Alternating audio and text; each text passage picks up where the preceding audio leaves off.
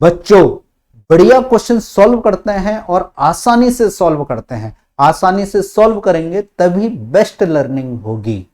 बाकी इस चैनल पे प्रीवियस ईयर क्वेश्चन का सीरीज लगातार अपलोड हो रहा है, तो आपकी जिम्मेदारी है सपोर्ट करें, लाइक करें, शेयर करें और फर्दर अपडेट के लिए अपना बेल आइकन को प्रेस करना ना भूलें और चैनल सब्सक्राइब जरूर करें।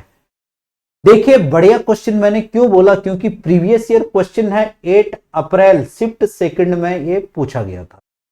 अब देखिए प्रीवियस ईयर क्वेश्चन से क्या सीखने को आपको मिल सकता है उस चीज को समझिए, क्योंकि आपको हर एक चीज का ध्यान रखना है। क्या बेसिक जानकारी इसको सॉल्व करने के लिए होनी चाहिए वो आपको पता होना चाहिए कि एक कमिटमेंट जरूर होना चाहिए कि सेम पैटर्न में अगर आपको चीज आगे दिख गई तो वहां पे आपको दिक्कत नहीं होनी चाहिए। आधा अधूरापन आप नहीं रखेंगे, क्योंकि आधा अधूरापन से ही कुछ हासिल होगा नहीं, कंफ्यूजन क्रिएट होगा और अलग से कठिनाई पैदा होगी। तो आप लेक्चर के अंत तक जरूर बने रहिए, हर एक चीज को समझिए, क्या क्या सीखने को आपको मिल सकता है। बहुत अच्छी चीजें सीखने को यहाँ पे मिल सकती हैं, उन चीजों को सीखिए और अपना 100% दीजिए। बोल रहा है सवाल को अच्छे से पढ़ता है। इफ द वैल्यू ऑफ, ये दे रखा है, इसकी वैल्यू ये है और ए बी सी हमारा नेचुरल नंबर है, ये बोल रहा है। फिर दूसरा क्या बोल रहा है, जीसीडी मतलब greatest common divisor. Greatest common divisor को एचसीएफ भी समझ सकते हैं। ए और सी का ग्रेटेस्ट कॉमन डिवीजर 1 है, मतलब ये दोनों के दोनों को प्राइम नंबर है। तो हमको निकालना है ए प्लस बी प्लस सी। बहुत ही सिंपल क्वेश्चन है। अगर आपको यहां पे एक चीज ध्यान रहे, साइन 18 डिग्री जो होता है वो √5 - 1 डिवाइडेड बाई 4 होता है और cos 36 डिग्री जो होता है वो √5 + 1/4 होता है। अब ये चीजें यहां पे रख लीजिए। तो यहां पे न्यूमरेटर और डिनोमिनेटर में अगर इनकी वैल्यू रख लेंगे तो आपको दिखाई देगा कि न्यूमरेटर में भी फ्रैक्शन आ रहा है और डिनोमिनेटर में भी फ्रैक्शन आ रहा है, और न्यूमरेटर में भी जो फ्रैक्शन आ रहा है उसका डिनोमिनेटर 4 है और डिनोमिनेटर में भी जो फ्रैक्शन आ रहा है उसका डिनोमिनेटर 4 है। तो 4 कैंसल आउट हो जाएगा, ये ध्यान आप रखें। देखिए मैं लिख लेता हूं, 3 √5 + 1 डिवाइडेड बाई 4 हो गया। फिर यहां पे 5 √5 - 1 डिवाइडेड बाई 4 हो गया। तो ये वैल्यू आप लोग ध्यान रखेंगे। फिर देखिए यहां पे आ रहा है 5 √5 + 1/4 हो गया। फिर -3 √5 - 1/4 ये हो गया। ये बात क्लियर है। फिर देखिए यहां पे अगर हम इसको अगर ऐड करते हैं तो डिनोमिनेटर न्यूमरेटर में जो फ्रैक्शन है उसका डिनोमिनेटर सेम है, तो /4 हो जाएगा।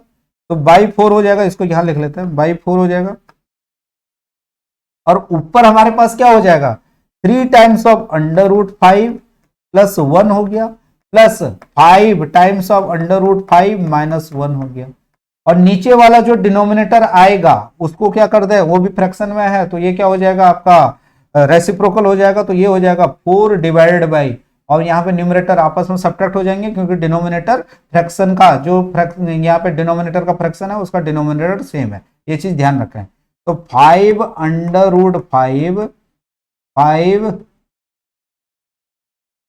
क्या हो रहा है, 5 √5 + 1 फिर -3 टाइम्स ऑफ √5 - 1। देखिए ये 4 और 4 कैंसल आउट।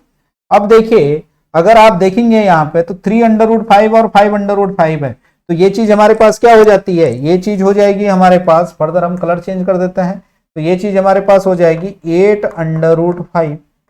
फिर 3 और यहाँ पे क्या आ रहा है -5, तो 3 - 5 क्या हो जाएगा -2, और यहाँ नीचे क्या आ जाएगा 5 √5 और -3 √5, तो ये आ जाएगा 2 √5 आ जाएगा।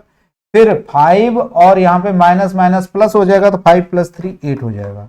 तो ये आपको सिंप्लीफाई करके रिजल्ट आ गया। तो इसका रिजल्ट जो आया वो क्या आ गया, ए आ गया। यहां से फिर और सिंप्लीफाई कर सकते हैं क्योंकि देखिए 2 कॉमन आ रहा है, तो ये आ जाएगा। इसकी वैल्यू हमारे पास क्या आ गई, इसे देखिए 4 √5 -1 divide by √5 plus 4।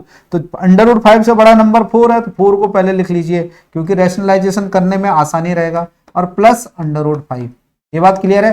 A plus √b दिखे तो जनरली जो बड़ा नंबर है उसको हम पहले लिख लेते हैं, तो इसको अब कैंसिल आउट कर लेते हैं। देखिए अब देखिए यहां पे ये चीज दिख रही है, उस पैटर्न में तो नहीं आ रहा है, तो इसको हम रैशनलाइज करते हैं क्योंकि ये वैल्यू इसके बराबर है, तो यहाँ पे रैशनलाइज करते हैं तो 4 माइनस √5 हो गया, और यहाँ पे 4 माइनस का √5 से हमने मल्टीप्लाई डिवाइड कर दिया। तो रैशनलाइज करना आपको आता होगा।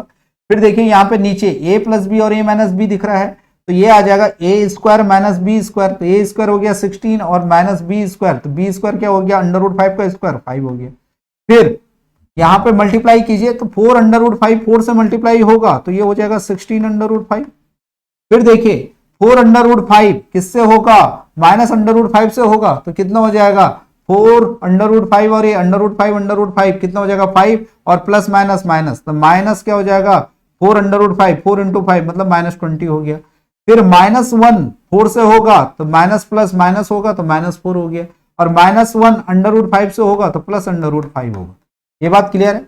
अब यहाँ पे 16 √5 और √5 तो 17 √5 माइनस का 24 हो जाएगा और नीचे 11 हो जाएगा। तो ये जो रिजल्ट आया, ये रिजल्ट हमारे पास क्या आ गया, ये आ गया 17 √5 माइनस 24 और डिवाइडेड बाई 11। ये हमारे पास आंसर इसका आ गया। तो ये मतलब की चीज हम ध्यान रखेंगे। अब देखिए क्वेश्चन आपका पूरा बन गया। ए बी सी क्या है, नेचुरल नंबर है, तो कंपेयर करिए इससे, इसका रिजल्ट ये आ रहा है, ये सॉल्व करके हमारा ये आया, तो यहां से a हो जाएगा हमारे पास 17 और b हो जाएगा 24 और c हो जाएगा 11। ये बात क्लियर है। तीनों के तीनों नेचुरल नंबर हो गया, और a और c का ग्रेटेस्ट कॉमन डिवीजर 1 है, तो a और c क्या हो गया, a 17 और c ये तो प्राइम नंबर है, तो वैसे क्या है कॉमन डिवीजर 1 ही होगा। अब इन तीनों को ऐड कर दीजिए, तो ऐड करेंगे हम तो क्या हो जाएगा 17 प्लस 24 प्लस का 11, तो 17 प्लस 11 कितना हो गया तुम्हारा 27 28 28 4 32 32 और 20 कितना हो गया 52। तो 52 हमारा राइट आंसर है। तो क्वेश्चन बहुत ही सिंपल था, थोड़ा सा आप अगर ऑब्जर्व करेंगे और चीजों को कैलकुलेट करने में अपनी उस ऑब्जर्वेशन का उपयोग करेंगे तो फिर क्वेश्चन में कुछ नहीं रहा। आप बस बेसिक चीजों को समझिए, उन पे आप फोकस करिए, बिल्कुल उनको क्लियर कीजिए। बाकी अगर कुछ भी आपका डाउट है तो आप पूछने में बिल्कुल हेजिटेट ना करें, अपने सारे डाउट क्लियर करें, मन से मेहनत करिए, अच्छे से लगे रहिए, बिलीव रखिए, सब कुछ अच्छा होगा और अच्छे से आप अपने एग्जाम में परफॉर्म करेंगे। Okay, all the very best, thank you very very much.